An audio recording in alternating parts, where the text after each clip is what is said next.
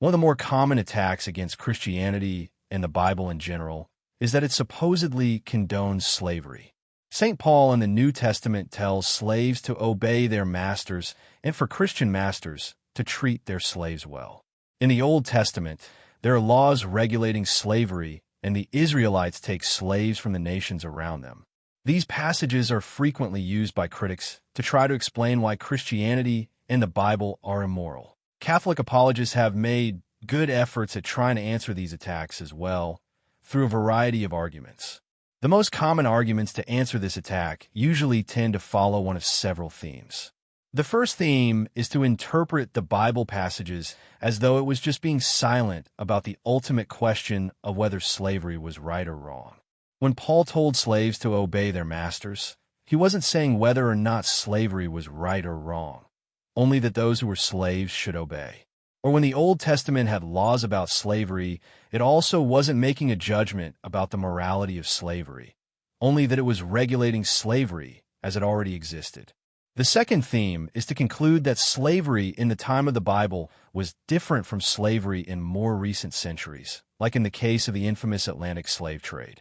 The biblical slavery was often a person voluntarily selling themselves into slavery or being forced into slavery because of debt bondage. A third theme is to emphasize the story of Onesimus, who was a slave owned by Philemon.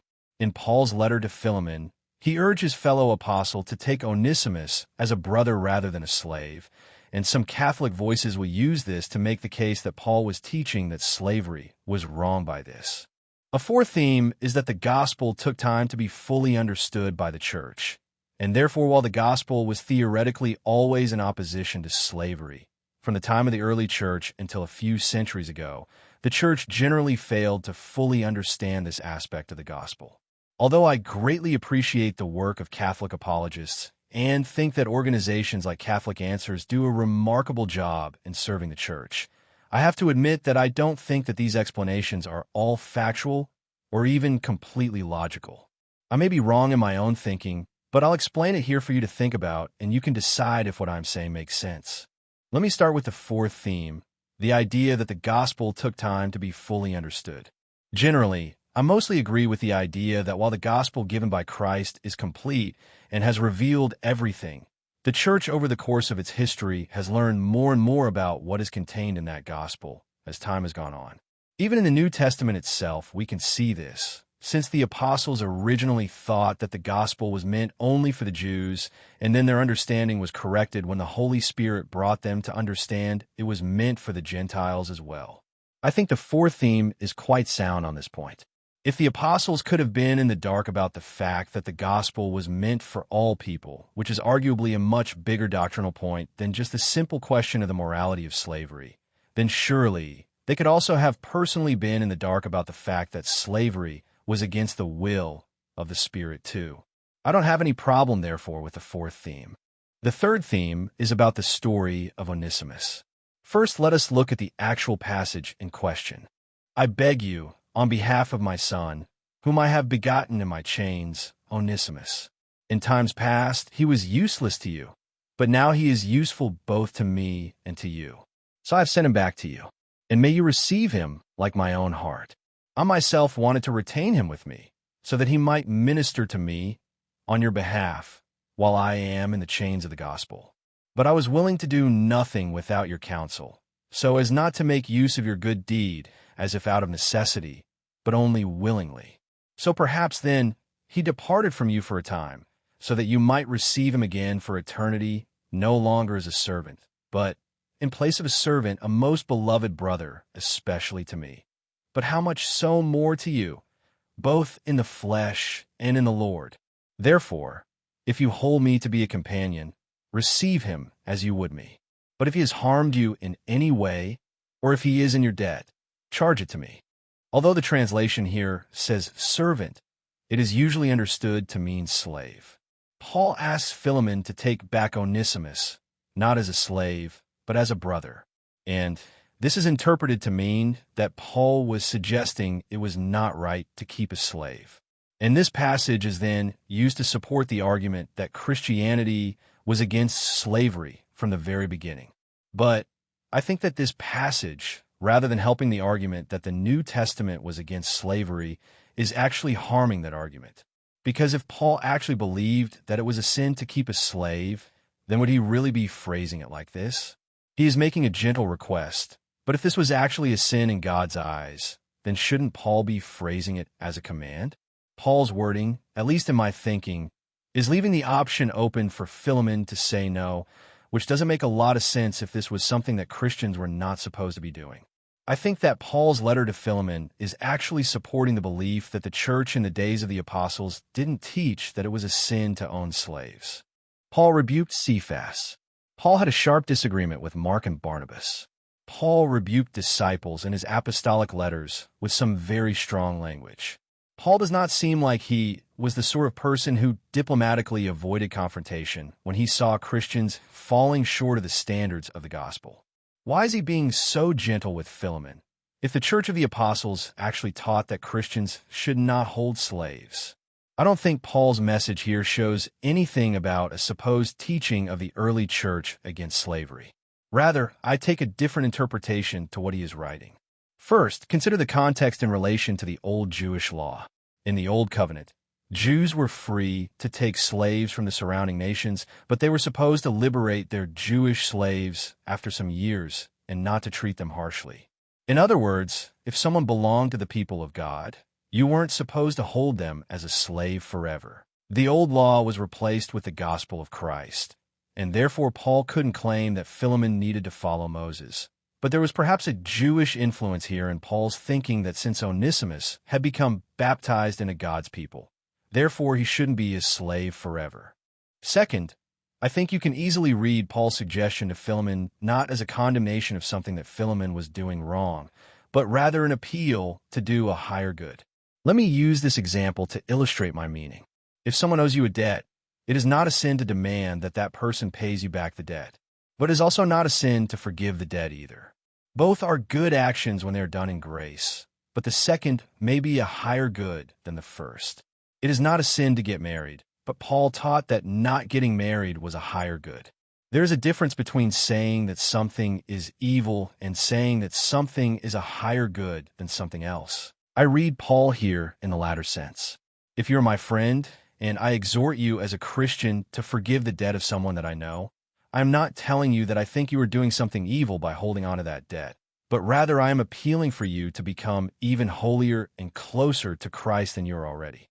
And it is exactly in the same way that I read Philemon. Paul isn't saying that Philemon is doing something bad by holding a slave, but he is telling Philemon that he can be even better if he lets the slave have his freedom.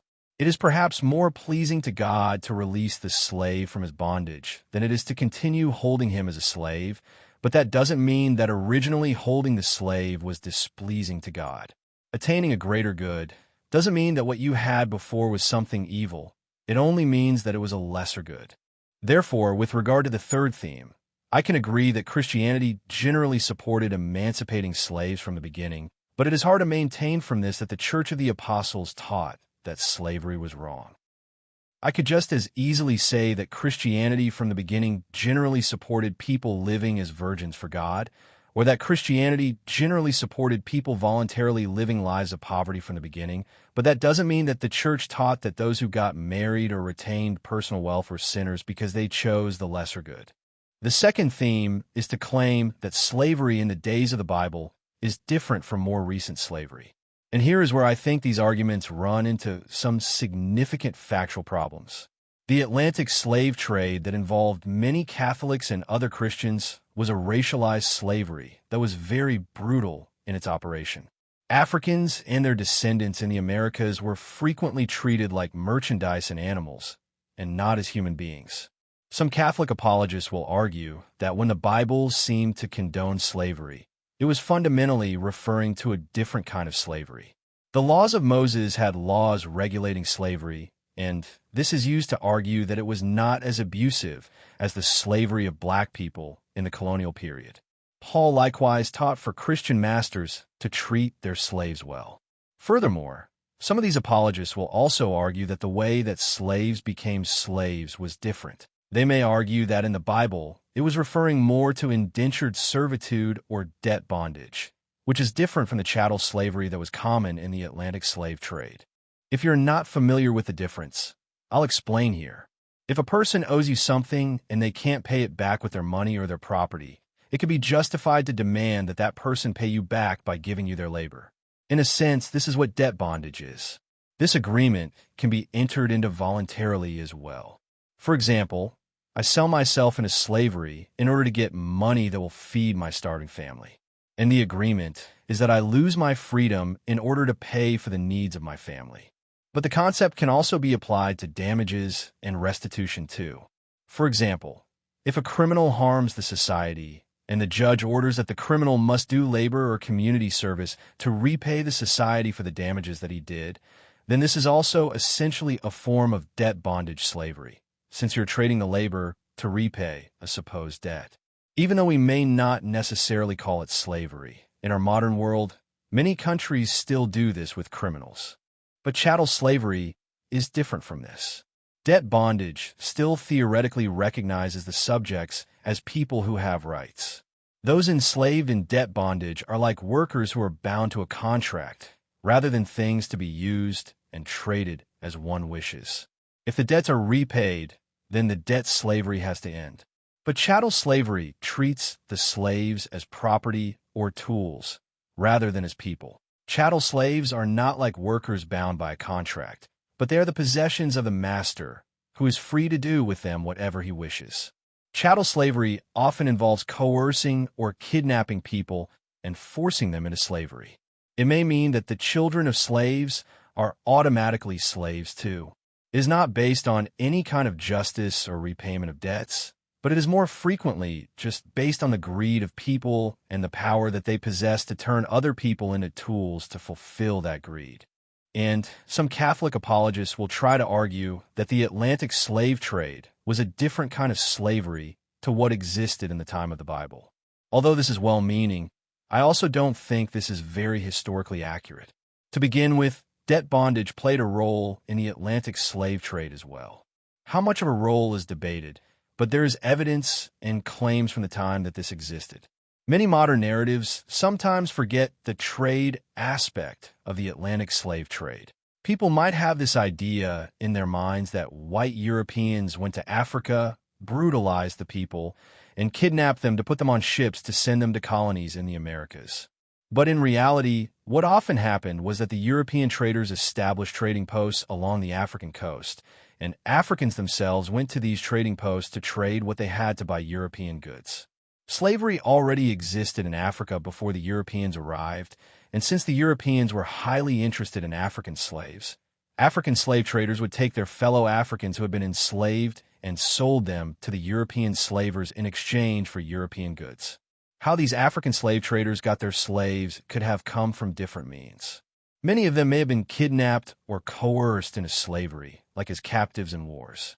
But others may also have become slaves because they had debts they couldn't repay, people who sold themselves into lifelong slavery as part of some kind of contract, or because they were forced into slavery after having committed crimes in their African countries.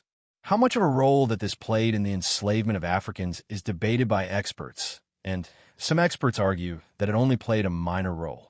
But regardless of whether it was a major or minor portion, the fact is that it very likely was also present in the Atlantic slave trade. Furthermore, there were places in the Americas that had laws, at least on paper, that protected some of the rights of slaves. Many of these laws may have been laxly enforced or not enforced at all, and the slaves themselves had perhaps little power of recourse to appeal for protection if they were abused. But if we're going to argue that somehow slavery in the Bible was different because it was regulated by laws, then we are also ignoring the fact that slavery in the Americas was sometimes regulated as well, at least on paper. Maybe the people of Israel actually enforced their laws to prevent people from abusing their slaves. It is hard to know when there isn't much historical evidence to prove how these laws were followed or enforced in practice in ancient Israel. But I would argue that just having those laws in their law books doesn't necessarily make them so different or superior from what existed in parts of the colonial world either. Now, going deeper into this problem of the historical falsity of this argument, let us consider what slavery was like in ancient times. Chattel slavery was universal throughout the ancient world. When Paul was writing in the days of the Roman Empire, huge numbers of people were enslaved and treated as property without any rights. Many slaves in the Roman Empire were treated very brutally, even in ways that could be compared with the Atlantic slave trade. Many of these people could have entered slavery through some form of debt bondage, but huge numbers of them did not. Rome conquered territories and forced conquered peoples into slavery. Bandits and pirates kidnapped people on the roads or seas and then sold them to slavers. The children of slaves were also slaves and born into slavery. When Paul told Christian slaves to obey their masters, he was referring to slavery as it existed in this kind of system. The New Testament doesn't record him making a distinction between slaves who had become slaves through some kind of contract and those who had been made slaves without their consent. Moral theology can and should make that distinction, but Paul's own writings don't seem to clarify whether he wanted to somehow make a distinction between those groups when he called on slaves to obey their masters. Furthermore, in the Old Testament, racialized slavery was there too. The Israelites made the Gibeonites into slaves, and Solomon forced the non-Israelite peoples around Israel to serve as slaves. The concept of turning certain populations into slave races is right there in the Bible. And consider what the law actually said when it regulated slavery. Leviticus 25 verses 44 to 46, the male and female slaves that you possess, these you shall acquire for the nations round about you. You may also acquire them from among the resident aliens who reside with you, and from their families who are with you, those whom they bore in your land. These you may possess, and bequeath to your children as their hereditary possession forever. You may treat them as slaves, but none of you shall lord it harshly over any of your fellow Israelites. The law says that the Israelites were not permitted to lord harshly over their fellow Israelites. The implication of that sentence is that they were not forbidden to lord harshly over these non-Israelite nations that they could keep and inherit as slaves. What this actually looked like in practice is hard to know, since we are so far removed in time. But I think for all of these reasons I have listed, it is not a very good argument to try to claim that slavery in the Bible was so different in character from slavery in the Americas in more recent times. The evil things that were present in the Atlantic slave trade were also frequently present in slavery in the ancient world as well, and the seemingly more acceptable things in the slavery in the ancient world could also sometimes be found in the Atlantic slave trade too. I actually tend to think that the reason why we find the injustices of the Atlantic slave trade so abhorrent is because Christianity has changed the world so much as to allow human consciences to develop to the point that they are abhorred by these things. Whereas in the ancient world, when Christian influence had not grown so deeply, people may have seen the same things and thought nothing or little about them because they assumed that that was the way the world should have worked. In other words, it is not really that the form of slavery was so different in different time periods, but rather it is our own perception that has evolved. The first theme is the claim that when Paul told slaves to obey their masters, or when the Old Testament said that Israelites could take slaves, neither was saying that slavery was acceptable or should continue, but rather they were just saying how people should behave within this institution. In other words, Paul didn't mean to say that slavery was morally acceptable when he told slaves to obey their masters, but he was instructing Christians who were slaves that as long as they remained in this relationship, then they should be obedient and serve God with their labor. Although I appreciate what apologists are trying to do in making this argument, I find it to be illogical. Maybe I am wrong in my thinking, but I can't make sense of how this could be true in relation to what Paul says. The Old Testament I can put aside, since there are other things in the Old Testament that were later revealed to be against God's will, like polygamy or divorce. And hence, just because Moses allowed slavery, it doesn't mean that it was any more acceptable in God's eyes as when Moses allowed men to divorce and remarry. But the New Testament cannot be discarded like that. To explain why I think you can't interpret Paul as being neutral on slavery's morality, let's first look at what Paul specifically said in the New Testament. Ephesians 6 verses 5 to 9, slaves, obey your earthly masters with fear and trembling, in singleness of heart, as you obey Christ, not only while being watched, and in order to please them, but as slaves of Christ, doing the will of God from the heart. Render service with enthusiasm, as to the Lord and not to men and women, knowing that whatever good we do, we will receive the same again from the Lord, whether we are slaves or free. And masters, do the same to them. Stop threatening them, for you know that both of you have the same master in heaven, and with him there is no partiality. Firstly, he addresses both slaves and masters together. He tells slaves to render service with enthusiasm to their masters, and also that masters should render service with enthusiasm to their slaves. His concept of slavery is that both masters and slaves should serve one another. He also tells masters to stop threatening their slaves, because they should remember that they have a master in heaven who will treat them as equal to their slaves when he judges them. This is a very revolutionary idea of slavery. In most of human history, there has always been slavery, but the idea that the master has a duty to also serve the interests of the slave is very revolutionary. The slave is not a piece of property, but rather is a person to care for, and you must use your authority over them to assist them. When he says stop threatening the slave, one can presume that he also means to stop carrying out the threats too, or in other words, Christian masters shouldn't punish their slaves. And if slaves are not punished, it means that masters cannot compel the slaves, because compulsion means punishment. And if slaves are not punished, it then leaves you with the conclusion that in Paul's teaching, the slaves were supposed to obey the masters from their own free choice, and not because they are being threatened with anything. This is such a revolutionary concept. That one phrase, "do not threaten them," stands in contrast to every form of institutionalized slavery in history, because slavery in every time period relied on threats, so that slaves feared punishment and did work to avoid the punishment. One might say that this isn't really slavery any longer, but Paul doesn't say this. He doesn't claim that the slave is free to do as he wishes, but rather, according to his teaching, the relationship of master to slave still remains intact. In Paul's teaching, if I am interpreting it correctly, the only slaves who would remain with their owners were the ones who actually chose to be there. Because if there are no threats or punishment any longer, of course any slaves who sought freedom would then have nothing stopping them. I don't know why apologists don't always pick up on this point when they try to defend the Bible from this accusation, but that line from Paul about ending threats is actually the biggest defense you can make here. Paul is obviously not suggesting that masters should punish their slaves without giving them a prior warning about it, but he's saying both the punishment and the threat should cease. The necessary conclusion that comes out from this is that Paul did not permit people to keep slaves against the slave's will. What Paul is not saying, though, is that the institution of slavery itself is something evil. Paul teaches that masters and slaves should serve each other within that relationship. The slave obeys the master, and both of them work for the good of the other. This is then pleasing to God and glorifying the gospel of Christ. It is a vocation to be a slave owner. It is a vocation to be a slave.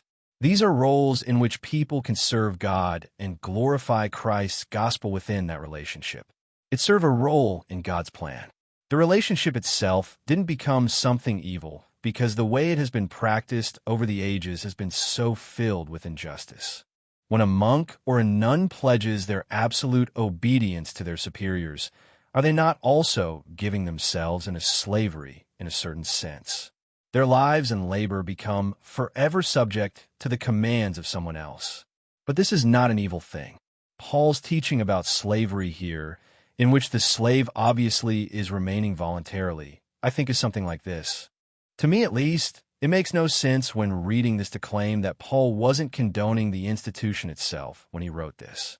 Because how can you serve God by behaving like this as a slave owner, if being a slave owner itself is something repugnant to God? Let me use this example.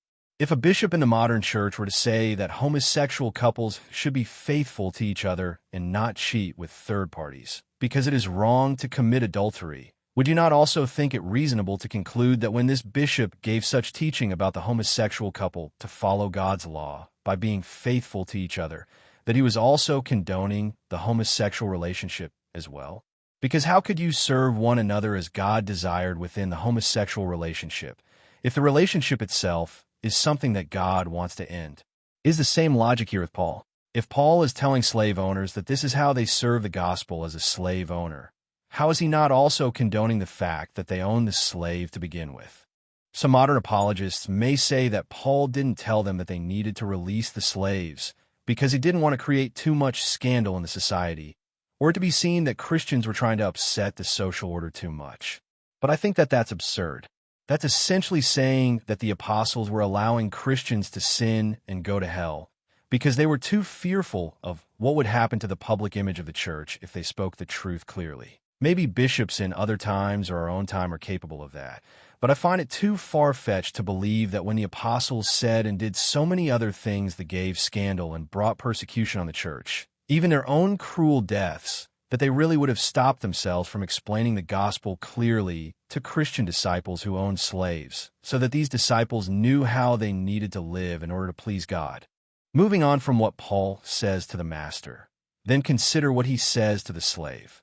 Think about what it means to obey your master. If you run away from your master, and your master has commanded you to do labor for him, are you not disobeying your master? A slave who seeks freedom without the master's permission is not obeying the master. The Underground Railroad would be hypothetically condemned by what Paul is saying here, because escaping slaves are obviously disobedient slaves. But how could that be true if slavery was an illegitimate institution to begin with? If you're not allowed to end the relationship without the master's permission, otherwise you're going against God, then how is it not also true that the New Testament is teaching you that the relationship is recognized by God? Paul tells slaves to obey their masters even when they're not being watched, and they should serve their masters as though they serve the Lord. I think it makes no sense to say these kinds of things if Paul was not also condoning the relationship to begin with. Even if no one found out about it, you were still supposed to serve your master as best as you could. At this point, it has nothing to do with the question of creating a scandal by disrupting the society. But as I said before, Paul is recognizing that slavery itself is a vocation in which a Christian disciple can serve God and glorify Christ's gospel. Paul's teaching in Corinthians explains his logic. 1 Corinthians 7 verses 21 to 24, were you a slave when you were called? Do not be concerned, but even if you can gain your freedom, make the most of it.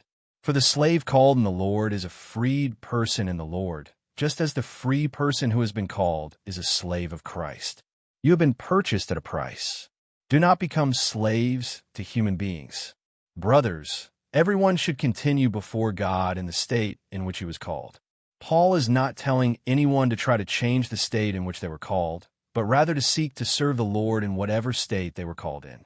It was never the institutions themselves which were the issue, but rather people needed to love as Christ loved in whatever institutions and relationships that they found themselves within. Paul is not telling anyone to try to change the state in which they were called, but rather to seek to serve the Lord in whatever state they were called in. It was never the institutions themselves which were the issue, but rather people needed to love as Christ loved in whatever institutions and relationships that they found themselves within. Today, I think we have somehow convinced ourselves of the opposite of what Paul was saying by thinking that the evil ended when the institution was changed, rather than realize it was our own hearts that are what needs changing.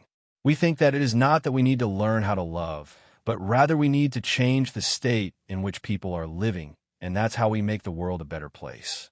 But the sad reality is that even with the institution ended, if our own hearts lack love, we will always find new ways to be unjust and oppressive to one another. We look back at how Paul condoned slavery and wonder how he could be so unjust as to condone such an unjust institution, when we don't realize that what he was saying was the only way to ultimately solve the evil of slavery, because the evil of slavery never had anything to do with the form of the institution itself. But the evil of slavery existed entirely within the human heart, and how it used this institution in a way that was opposed to God's will. Maybe someday, society might abolish private property, money, and capitalism, and all people in the world will enjoy all the fruits of the world freely without any wealth inequality any longer. If that day comes, will people in the future be asking the question, how could the Bible possibly have condoned the ownership of private goods or money? Didn't they know these things were evil? Because we learn in our history books about how for the whole history of the existence of these things, there were impoverished people who suffered and rich people who didn't help them. Now that our society has abolished these things, we have found enlightenment. But the fact that human beings abuse these things never meant that private property or money played no role in God's plan, or that these things were evil in themselves. Paul told slaves and masters how to behave to each other as Christ desired, because there was a way for that institution to please Christ, even if for most of human history, this institution worked in a way that was sinful.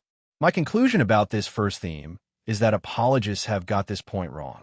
The New Testament does really condone the morality of slavery. It is not neutral on the subject, but it's just that the way that slavery should exist is wholly different from how it has existed. Our society has convinced itself that the institution itself was the evil, and therefore it can't understand why the Bible could have possibly condoned it. Before I conclude this video, I want to take a moment to cover what the Church itself teaches about slavery. This is what the Catechism says. The seventh commandment forbids acts or enterprises that for any reason, selfish or ideological, commercial or totalitarian, lead to the enslavement of human beings, to their being bought, sold, and exchanged like merchandise, in disregard for their personal dignity. It is a sin against the dignity of persons and their fundamental rights to reduce them by violence to their productive value or to a source of profit. St. Paul directed a Christian master to treat his Christian slave no longer as a slave, but more than a slave, as a beloved brother, both in the flesh and in the Lord.